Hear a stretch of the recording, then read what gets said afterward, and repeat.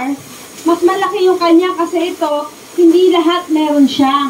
Pero tinanggap niya si EMS. Nakuha niya po. After 2 years, naramdaman niya. Nagkaroon kami ng 4,000 consumer. Kasi nagparami eh.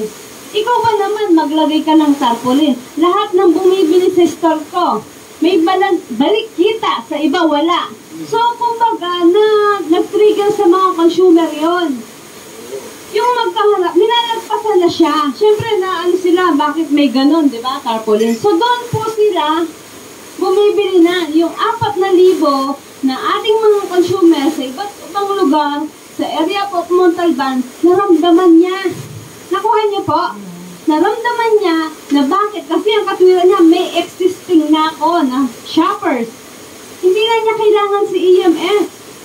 Pero nung naramdaman niya na dito na lahat bumibili, kinausap niya uli ang coordinator namin.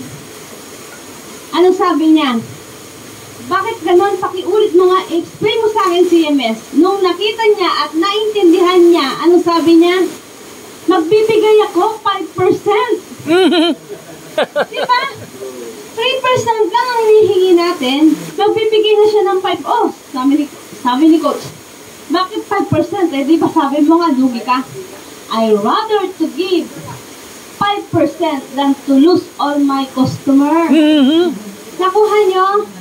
Tapos, ang nangyari, itong kabila na merchant natin, sabi sa kanya, hindi ka ba naiinit at nagagalit dahil kabila nag-merchant na, lumilipat doon? Hindi, dahil ako ang nauna sa EMS, lahat sila, registered ko na. Nakuha nyo? Kahit bumibili sila doon, dahil registered na sa kanya, kumikita siya. Ang habol na lang niya, yung sales. Pero yung income, sa kanya umaakyat. Yan ang advantage ng nauuna. Ayun! Diba? Nakuha niyo po? So, kumbaga, nung habang bumibili na, ang ginawa po ng kabila, dahil sobrang tuwa, nire-register niya ngayon yung mga bumabalik sa kanya. Ayaw nang pumasok sa system kasi only one account policy. So, sabi niya, bakit ayaw? Kasi nga, na-register na nga ng kabila. So, yan ang maganda kapag ikaw ay may merchant, lahat na-register mo na, kahit hindi mo na business, kumikita ka pa. Ganon kaganda ang system natin. Connecting all merchant store to all consumer and consumer to all merchant store. We can cater different kind of businesses existing outside and different products of different types. Platform lang po tayo and we are so grateful and blessed because we have a perfectly and running functional na nakakatulong sa ating mamamayan. Remember, 110 million Filipinos po ang target.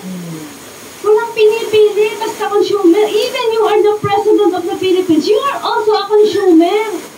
Di ba po? Di ba ang ganda ng ating ng ating system?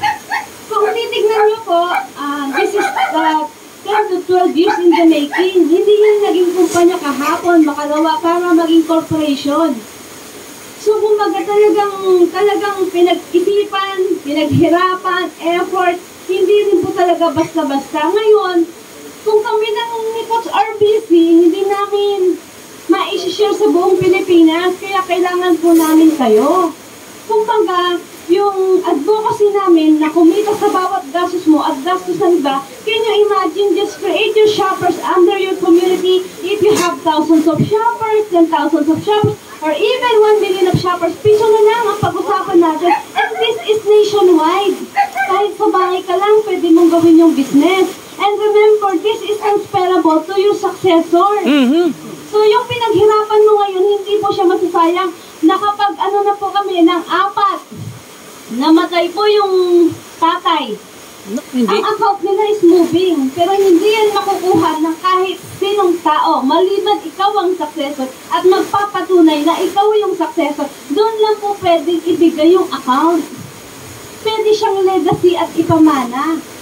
So, kumbaga, tayo po ay magtulungan, yung maging concern tayo sa ating mamamayang Pilipino. I-share po natin to ng i-share. Huwag po tayong tumigil. Kasi even as hindi talaga kami tumitigil. Can you imagine, sa totoo lang po, first time namin ditong magawi. And you are so blessed kasi yung pagkakataon na to, at least, di ko alam kung kailan kami magkikita. Anyway, at least, di ba, na-meet po namin kayo. And nakita ko yung heart ni ma'am, at saka kayong lahat. Siyempre, tayong lahat gusto nating makatulong. Hindi lang po ito para sa amin, para sa kanila, para sa buong Pilipinas po ito. And this is ready for international.